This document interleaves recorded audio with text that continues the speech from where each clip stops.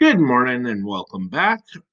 So this video is going to be on creating a cumulative frequency polygon, or Ogive as Megastat calls it, using the Megastat application in Excel.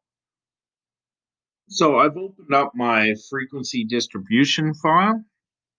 You guys have access to this file, so you can also open it up.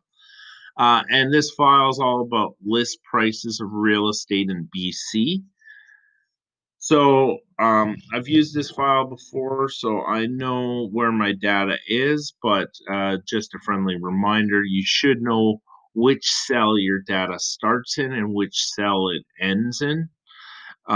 If you know that, then when it comes time to input it into the dialog box for Megastat, it'll be much easier. So I know it starts in cell A3, it ends in cell A87.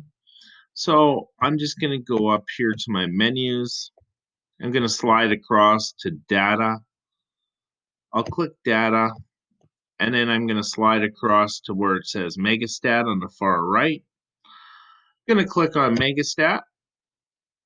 We're dealing with frequency distributions and quantitative data.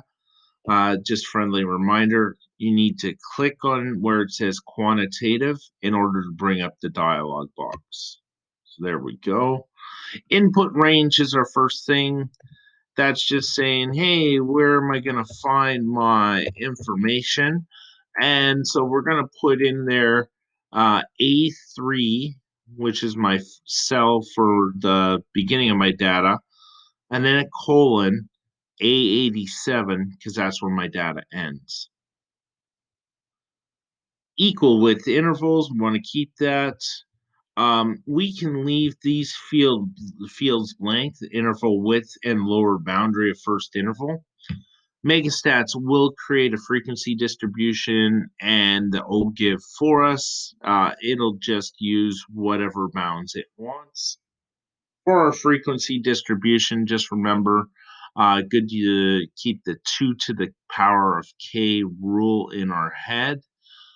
We have 85 pieces of data, so our 2 to the k rule says we should have 7 classes. We know we can be plus or minus 1 from that, so we should be somewhere between 6 and 8 classes. For this data, I've used it before, so I'm going to set up interval widths of 250,000, and the lower boundary of my first interval will be 0. That's going to give me 8 classes, so I'm still within my 2 to the k guidelines there. And then uncheck histogram and check off Ogive. That's your cumulative frequency polygon. And now when we click OK, it's going to create it. All right. So there's our Ogive right there, our cumulative frequency polygon in percent. Remember, it does cumulative percent for the vertical axis, which is perfectly fine. Most cumulative frequency polygons are done in cumulative percentage, so we're going to leave that the way it is. However, if we do want to do some editing, we'll click on the chart, and then we can come over. We've got our chart elements, chart styles, and chart filters.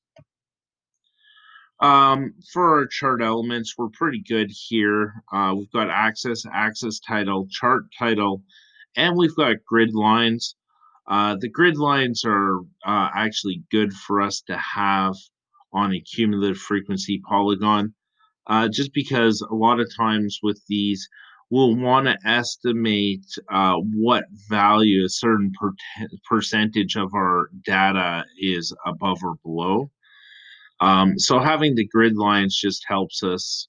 So for example, if we wanted to find out, hey, what value is 75% of our value, our data below, we just go up our vertical axis to where it says 75, follow that nice grid line, and we can see that point right there is 1.25 mil.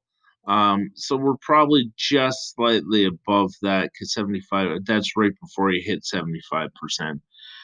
So we can now say, oh, well, you know what? 75% of our data falls below 100 or 1,300,000 dollars, something like that. So the grid lines are good. Now we can go, and if we want, we can make it a little more pretty. Um, we can go and we can change it. So that's the style. We can also change the color. Say we want a different color. We want there. Perfect. And then we can go in and we can manually change our titles of the Ogive itself. Remember, titles and access titles should be reader friendly.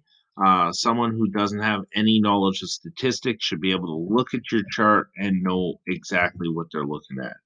Real estate listings in BC. Down here, we've got list price.